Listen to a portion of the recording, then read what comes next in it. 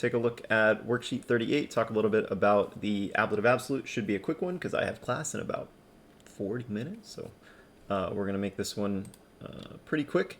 So reminder what we're looking at here with the ablative absolute as a concept. Essentially, it's a way to deliver a little bit of background information about the main part of the sentence. So the way that it's structured, instead of having a separate clause with a different subject and a different verb and a conjunction to connect the two, it's very, very simple. It's a noun in the ablative and a participle in the ablative. Those are the guts. And so if you wanted to say something like with the tea having been steeped, because that's what I got right here, all you would have to do is take the word tea, make it ablative, take the participle steeped, right, perfect passive, make it ablative, boom. 2 words, good to go. So it's a very concise way to deliver this background information. The English translation, we're going to start with this translation of with, because we don't have the full sentences yet, we just have this background information. But eventually, as it says here, you're going to want to choose a word that kind of fits the sentence a little bit better. So that might be after the tea was steeped, when the tea was steeped, because this tea was steeped, yada, yada, yada. So whatever the second part of the sentence is. After the tea was steeped, we added honey. Right? That would be a full sentence. Or because the tea was steeped, we did not use the coffee maker. Something like that. Okay? So because we only have the ablative absolute, I do want you guys to stick with the with translation. Okay, we're going to keep it nice and simple. So the one thing you do have to think about is what kind of participle are you dealing with, because that's going to determine everything, basically. So filio viso, with the sun, we always translate the noun first. With the sun, viso, having been seen. You could just say seen, but having been seen is extra correct. And then any extra information that you want to put inside would go in between the noun and the participle. So with the sun, having been seen, near the school, right? So you kind of work from outside in. Number 2 here, viris. So with the men, right? We always want to start with that with translation. With the men, fugientibus. So you have to ask yourself, what kind of participle is fugientibus? It's present active, fugientibus, entibus. With the men running away, so we're going to do the ing translation, a periculo, from the danger. And we always want to end it with that ... because there's got to be something after that, right? We don't have a complete sentence yet. We just have this fragment of background information. With the men running away from danger, the women defended the city. And yada, yada, yada. Okay. I guess we'll underline these. So number 3, our subject here, regina. So with the queen. Participle is capta. So ask yourself, what kind of participle is capta? Capio, capere, capi, capta. It's 4th PP. So with the queen having been captured, and then we grab the stuff that's in the middle. Hostibus, with the queen having been captured by the enemies. ... With the queen having been captured by the enemies, the citizens wanted to surrender. Number 4, our subject here, poetis. So with the poets, right? Always check for singulars and plurals. With the poets, and now our participle here is scripturis. So this is one of our uris participles, so about to. With the poets about to write. Noa carmina. So there's our direct object, which goes in the middle. Write new poems. With the poets about to write new poems, I know it sounds pretty redundant in English to say poets and poems, but with poets about to write new poems, the audience was excited. Why were they excited? Because the poets were going to write some new stuff. Again, just making these up. We don't have it yet, so we're just going to stick with the with translation. Number 5, sola. That is the ablative of sol, S-O-L, which is the sun. With the sun, orienta, so a present active participle, orienta. Orior is to rise. So with the sun rising, supra oppidum, over the town. With the sun rising over the town, the people began their day. The people woke up. The farmers went out into their fields. This would probably be, you know, a situation when you would say like when the sun was rising, as the sun was rising, while the sun was rising. The sun rising doesn't really cause too many things directly. But since we don't have the rest of the sentence, we're just going to stick with the word with. Number 6, a longa epistula. That's our subject here. So with the long letter, an epistula is a letter that you would send somebody. Lecta, that's the 4th PP of leggo. So with the long letter having been read, ab eis, by them. Now it sounds a little clunky to do this in the passive, right? We would probably say something like in English, after they read the long letter, ... But with these participles being what they are, perfect passive, it has to be passive. So after the long letter had been read, when the long letter had been read, again, we don't have the rest of the sentence.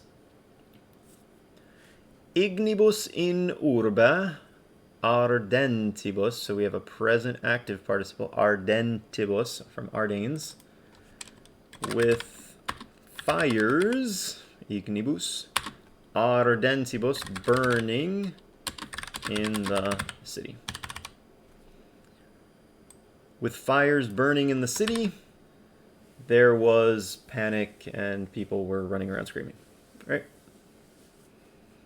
While fires were burning in the city, as fires were burning in the city, when, because, a lot of different possibilities. And magna voca, last one here, with the... Now a magna voca, literally a great voice, but if you're thinking about what it means, if somebody has a great voice, with a loud voice. With the loud voice, audita, 4th principal part, having been heard, ab omnibus, by everyone.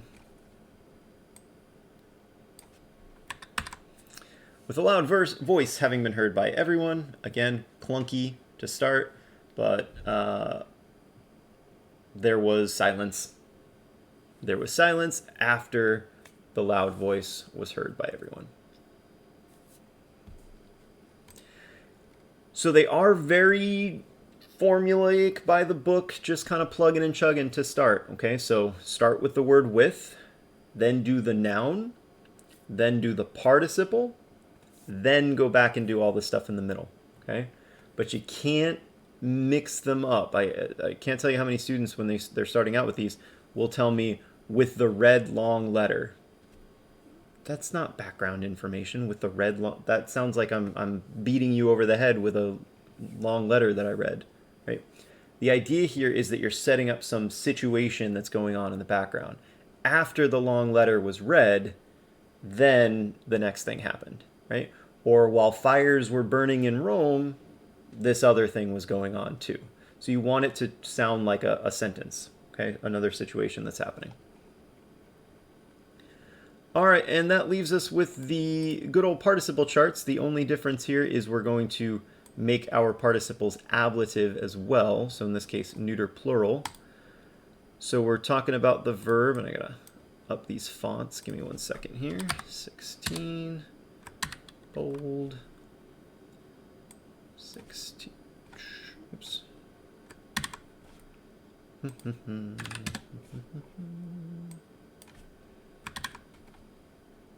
We're going to start just by forming them how we normally would, and then we'll take a look at the endings and make them ablative. Okay. So let's start with pello. So the present active participle, just by the books, would be pelanes. But I want to make it ablative and plural. So pelanes, pelentis becomes pelentibus. Right? And that's how you would say pushing. Right? Our perfect passive is just our fourth principal part, pulsus, but I gotta change that us to ablative plural, which would be pulsis. And that's pushed. From pulsis to get here, we just add that UR. So pulsis becomes pulsuris, which is about to push. And then our future passive participle, our last one, the rule to make it is to go back to that first principal part, that first stem, and we get pelendus, right? Pelendus, but I need to change the ending to ablative plural, which would be pelendis, which would be must be pushed. Okay. So pelentibus, pulsis, pulsuris, and pelendis. You notice the first one is ibus, all the other ones are is. So the first one is always going to be a different ending because it's third declension. So pelentibus versus pulsis, pulsuris, pelendis. Right? Those are second declension. Parare, to prepare, so we're going ablative masculine singular. So preparing, we start with parans, but I need to make it ablative singular. So parante or paranti, both would work. And that is preparing. With an ablative absolute, you're actually going to see the E translation more, or the E form more than the I form. But we can still put them both. Okay, because they do both exist. Paratus, my fourth PP. Paratus becomes parato to make it ablative, masculine, and singular. That is prepared. Parato becomes paraturo, about to prepare. And then finally, we go back to that first stem, para. We get parandus, but we're going to make it parando. Oops, must be prepared. Must be prepared. Parando.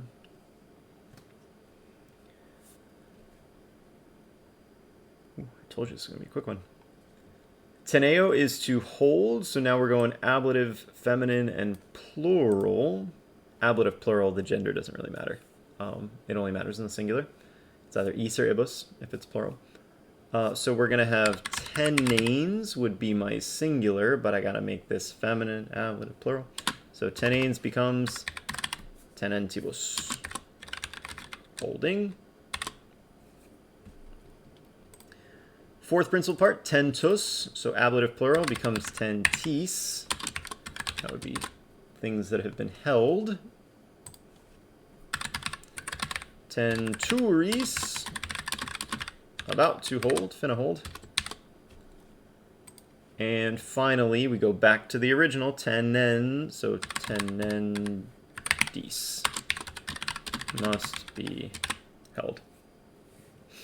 Tenentibus, tentis, tenturis, and tenendis. So again, ibus for the first one, and then is all the way across. Just like up here, you have the E or I situation, and then it's O. So the first participle is always going to have a different ending than the other three. Yakio, so we've got yakio, keep that in mind. Ablative, neuter, and singular. So the regular participle would be yakienes. Got to have that IE. But we got to make it ablative singular, so yakiente or yakienti. Throwing. Okay. Oh, sorry. This is, yeah. No, we're good. We're good. We're good. Ablative, neuter, and singular. Okay. Fourth PP, iactus, is going to be iacto. That's something that's been thrown. So if you were to say something like libro iacto, with the book having been thrown, I don't know. The child was sad. Iacto becomes iacturo, about to throw. So viro librum iacturo, with the man about to throw the book. The child was getting ready to be sad? Question mark. And then last but not least, we got to go back to the original stem. So yaciendus becomes yaciendo. Must be thrown.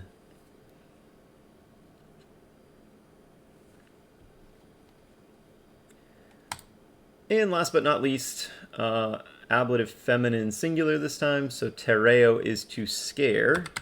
So my present active participle would be terrains, but I gotta make it ablative singular. So terrente or terrenti. That is someone who's scaring someone. Perfect passive, fourth principal part. So territus. We're going to put the ablative feminine singular ending on it. Territus becomes terita. Scared. Terita over here becomes teritura. About to scare. And last one, we go back to our original stem. Terrenta becomes terrenda. Must be scaled.